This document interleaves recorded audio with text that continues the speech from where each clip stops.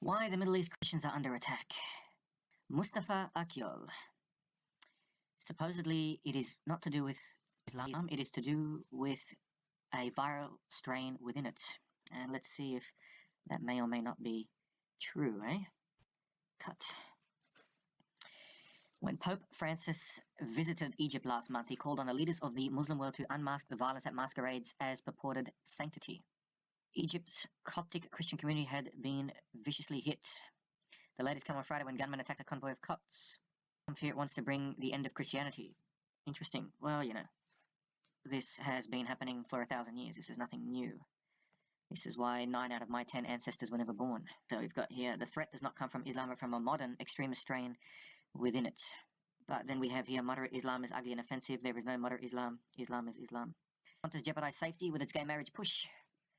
Of course, we now have of the extreme, what you people want to call the extreme right, but you know, they have legitimate grievances, so if they're not addressed, you only fuel the fire. And of course, the fake left doesn't care. It's just one blind ideological movement. Here we are, true liberal stuck in between. He's fronting court for making a Facebook post which the government has deemed offensive. Let's see what else is going on. Got here, oh, this is something happened in Australia. Instead of dealing with the message that needs reformation, they attack the messenger.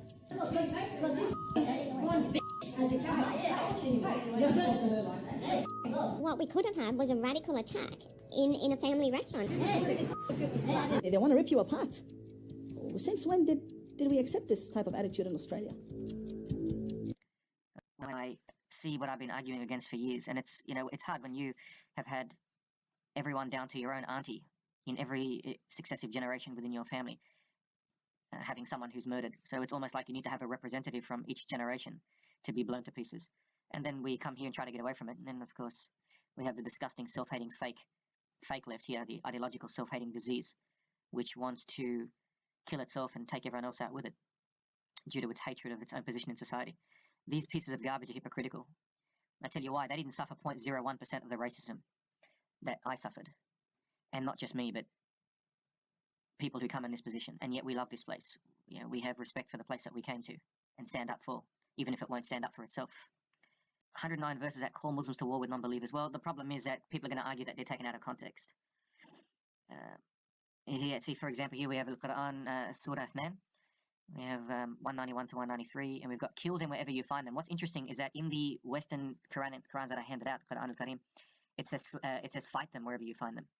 But this translation says kill them, and people are going to say, oh, that's a mistranslation by the right. Well, if we go into the Arabic, which I would like to show you right now. Now, as you can see, the translation says, and kill them. But I can read it for you. That's wa, which is and. Now, that's a silent alif. Waqtuluhum. All right? Waqtuluhum. That's an imperative. And it's an imperative to a plural of people. And the object of the killing is also a plural of people, both men and women. So, waqtuluhum. Waqtuluhum. Okay? Qatl, in Arabic, qatl here, that means kill. Okay? Qatil means someone who was killed. Waqtuluhum, kill them. Haythu. Haythu is where. You know, I don't have to, despite being a liberal, you got to be, and it's a shame you have to say despite, I would say because of, because true liberals care about what's true. And kill is the exact translation. Kill them. Because disbelief is worse than killing. Now, this makes perfect sense, right? Because there are things, if you believe in an afterlife, that are worse than death, and that is being trapped forever in a burning hellfire. And so it's much better, if you believed in this, to actually kill someone who is risking the disbelief of your own family. Okay, let me come back to the talking owl. I need to be very, very specific about that. So it is whatever faith you may have, right? If you have a belief in the afterlife, right, and you risk your soul going to hellfire, that is worse than death. Right? That's not a very controversial, well, for some reason in this retarded, fake self-hating society, it seems to be. But to be honest, it doesn't matter which side you're on. It doesn't matter what religion you are, in the sense that if you are of a specific faith, then you're worried about your immortal soul more than about death itself in this world. Okay, this is a concept that I find a lot of fake liberals. I don't blame them in a sense. I mean, after living in the Middle East, you see the power of people who really, really, really believe what they believe. This whole world becomes an illusion to them. Right? Fighting is prescribed for you, and you dislike it. So this is interesting here because it knows that it's an admission that the soul itself does not like to fight. So you must go against your own soul, right? So they're interesting. It's an interesting concept, actually, that I find in my deep study of Nabatean literature. where a lot of it is going against your own instincts, but it's the exact opposite instincts of what you might find in other faiths. That might be right, it might not be right. That's not my position here to say. Mine is more to talk about specific facts that are in there. If you believe that fighting is prescribed for you, despite you not liking it, that's your right to believe that. I'm not here to argue that, right? So for those who reject faith, it is Allah that will punish them with terrible agony in this world, and the hereafter. Now that once again can be taken out of context. That does not necessarily incite people to violence, but to say that it in no way does is also, I would say, a form of reverse bigotry, which, as we see, is quite common. By pushing gay marriage, that Qantas is now pushing gay marriage, which is great, but they disgust me in the sense that there is a contradiction there, because you can't also support an ideology which specifically hates homosexuals and then also support gay marriage. That's an insult. You're laughing at homosexuals, right? Who happen to just be people, right? There are mathematicians who might be gay. There are people who hate mathematics that might be gay. I mean, it's a one variable in a smorgasbord of characteristics that belong to a human being. And this idea that we want to classify people specifically by one characteristic of theirs, it's the dumbest thing in the world, right? Like, okay, so I'm Lebanese, but I can't stand the general, what do you call it, the stereotypical, what people think Lebanese are, right? Oh my God, bro, this type of thing, and whatever. So what does that mean? Oh, but hold on, I'm Australian. I've been in Australia my whole life. So how do you classify someone like that? What do you classify someone who likes dark women? Does that make me different from someone who's not? Hold on, someone who's shorter than me by 1 inch, do they get slightly more privilege or less privilege? This idea of fractionating people on a low resolution basis, I find it quite horrific. Each person is a sum of an almost infinite amount of variables that make them who they are. And those infinite amount of variables can each be classified under a different subset, depending on the domain that you want to be in. So in mathematics, if anyone's ever done any sort of abstract maths, you look at a metric space, and a metric space is an idea of measuring something. So you can have an infinite amount of variables all the same distance away from each other, but you require an infinite amount of dimensions. And so you can't break someone off into one of those dimensions. It makes you on the verge of mental illness. All these dead, all this mourning and defiance, still we learn no lessons. We remain stuck in the John Lennon response to terrorism. They blow us up, we sing Imagine. Our politicians still refuse to accurately identify the sources of the problem, and polite society remains silent or dumb. So the interesting thing about Westerners is the apparent unbelievable stupidity if you're looking at it from a low resolution perspective, which is easy to do if you're living outside the West, right? So if you watch a lot of Arabic media or you live in the Middle East, you compartmentalize what you think the West is in the same way that people in the West compartmentalize the rest of the world into some sort of low resolution blob that they think it is and what it's made up of. It's ironic in a way because they both think that of each other. But one of the things that makes the West look unbelievably stupid is this inability to understand what's already gone through previously. Lebanon's a perfect example because of the fact that it is basically it was one of the world's most advanced Western countries, more advanced than Eastern Europe, and yet it has now become basically a failed state. It's a perfect example because by bits what we saw on a yearly basis was almost identical to what we now see in the UK, France and Australia in terms of the Western stupidity. So there were public debates constantly on should we allow Palestinians and Jordanians and Syrians and Arabic people to come into what was basically a European Semitic country. When I say Jewish and Christian, remember as of my last scope that we're talking about labels that are applied in the Middle East to those who are secular, right? So most Jews are secular, I would say, and most Christians are secular, right? And when I say secular, I define it by the distance away from the literal interpretation of their text. So for example, in the New Testament, St. Peter specifically instructs women not to wear makeup or show their hair or wear skirts, I think it was. I think it's his only letter in the New Testament following the Acts of the Apostles. 99% of Christians that we know do that, right? So they're not really Christian, but we label it that. Hello, my dear friend. So I just need to explain that. So when I say Lebanon was basically Christians and Jews, we're talking secular. It was a secular movement, right? Now, of course, what pushes people away from secularism? Well, good evening. Secularism requires everyone to have an understanding that the state and the idea of the state comes before and, in fact, separate to your own personal religious persuasion or predisposition. Over time, the people who were not doing very well in that society, the minorities, some of them developed a significant amount of resentment, which is actually understandable. It's understandable that would happen. But that resentment is a disease. In 1893, 79% of the Lebanese mutasarrifat under the Ottoman Empire was Christian. About 1% was Jewish. and the rest were a mix of minority heretical Muslims. And when I say heretical, in other words, they would have been, attempted to be slaughtered by most by yes, the mainstream sort of Islamic doctrine. So look at that, isn't it amazing that after 30 years of me saying Lebanon was a Christian country, I still hear people say I didn't know that. And what I see when I hear that is that people are going to say that in China about Australia and about Europe, France and stuff later on as well. Right? That's an American man of Lebanese Orthodox extraction actually explained that, well, what he calls a problem that makes Islam a bit more potent to spread in a viral nature is the fact that the penalty for leaving is death. And of course, that means that you can get in, but you can't get out, sort of like a black hole. There are strains within a very strict faith, especially when its adherents are still a very close distance to the text itself, that override and become an antithesis to culture. The problem, the West was always destined to die. And this is now why I understand, look at all these red sections of Lebanon, right? That's all Shia. Now, Shia, most of this used to be Christian about 100 years ago, right? So that's now become Shia. And then you can see that the green ones are Sunni, and you've got some Christians here and some Christians there, right? But slowly but surely, they just get outbred and they disappear. The reason I think it's inherently tied to Western culture itself, because Western culture does not have purpose which is sustainable. Because once you fight and become free, the next generations are sort of like children of rich parents. So there's something about humans having to be brought up in difficult situations. And I actually know this directly. And I'll tell you exactly why, if we can transition back to me, to Pompous. Pompous, come back. Because living on the streets of the Middle East for 4 months changed my whole life. Before that, I was just a spoiled little liberal idiot, a fake liberal. But I went there and I saw how easy it is to die as a human. You could walk on the wrong side of the road. You could. I saw a guy. He was just walking, and there was a hole in the ground, and he fell right onto the rocks. Now he survived, but you don't see that in the West. You have to have, like, for example, I think a few weeks ago there was in Lebanon Landmine Awareness Day, because what happened was, as the Islamic extremist section expanded and united with the self-hating radical left, fake left. Yeah, I lived in the Middle East for quite a while, my friend. That's what changed my life.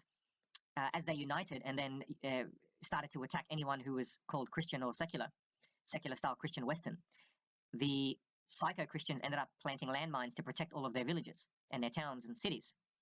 So it's sort of like if you imagine California, will start to invade all the Republican sections of California. So then the Republican sections have to put landmines around themselves or something like that, right? Or even true liberals.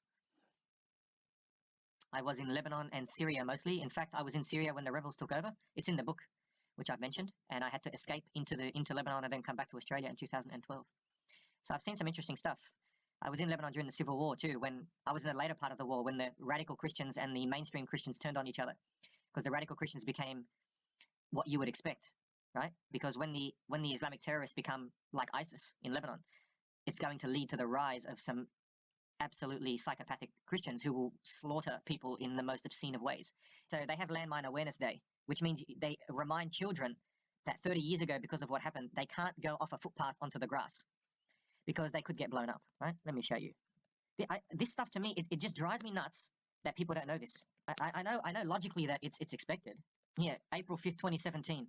If you notice, this is what our dear Lebanese actually look like. As you can see, you got some Arab Lebanese, you have some Christian Lebanese. We call them Christian Lebanese. I mean, unfortunately, that's how you'll end up becoming identified. All secular people in the West, as the mainstream extremist Islamic doctrine grows, you'll have to identify yourself as Christian. It'll become a religion will be tied to ethnicity. That's exactly what happened in Lebanon. We had a secular country was dissolved into religious sectarian tyranny, right? Because as my uncle once said to me when I was there as a teenager, he stopped the car because I didn't really care about the religious stuff, and he stopped the car and said, "If you're not one of us, you're one of them." And that's what's coming for Europe. The mindset of the children that will be born soon, the mindset of the next generation that will be born will be, if you're not one of us, you're one of them. Right? It's already happening. Hezbollah is more powerful than the government. Have a look here. Look at all this, that's Shia. Now, Shia is all Hezbollah territory, right? Now, just so you know, see where it's got Druze. Underneath Druze, this section here used to be the South Lebanese Army. Now, the South Lebanese Army was funded by Israel, and they were all Christian militia, right? And they dominated the whole of the South. Now, when Israel under Ehud Barak got out in about 2000, the Christian militia wasn't notified properly, so the Shia came and slaughtered them, and that's how Hezbollah was formed. Well, they were actually, Hezbollah had been around since 1985, but their goal was to set up a Shiite Islamic State as an enemy of Israel.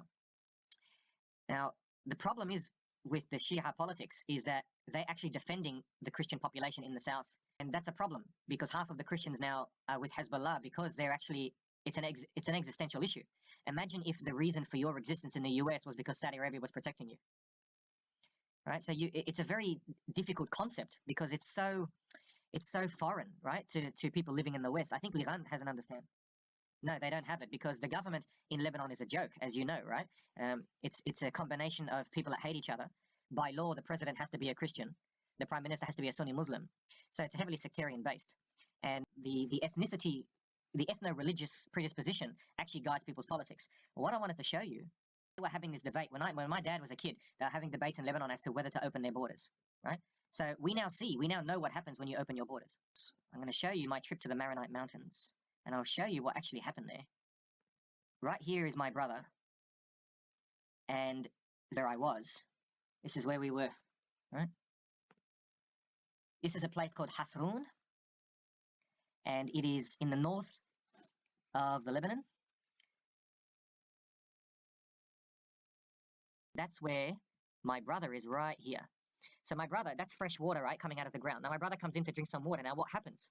Well, a guy comes up to us and starts asking us who we are because they've now got to the point where most of Lebanon's become a no-go zone, right, for Christians. So he now carries a weapon with him all the time, and so do all of them.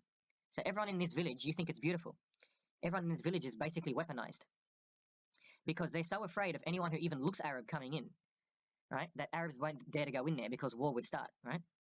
And these people have been protecting themselves because no one else is there to protect them, right? So they become extremely right-wing, merely a reaction. It's a reaction to people who want to conserve their culture, whatever their culture may be. So as I was saying, if you look at this place, look at every one of those houses and look how beautiful it looks. But you've also got to remember that everyone there is weaponized to the hilt, right? And so they're conscious, and that's the only way that they can live. Hey, Arseface. And that's what's going to happen to the West, right? You're going to have pockets of the West which will look like, as I said, like this beautiful place. To another, I would ask my father, why did they do this to us? And my father would tell me, because we are Christians, the Muslims consider us infidels and they want to kill us. So I learned since I was a 10-year-old little girl that I am wanted dead simply because I was born into the Christian faith. Yeah.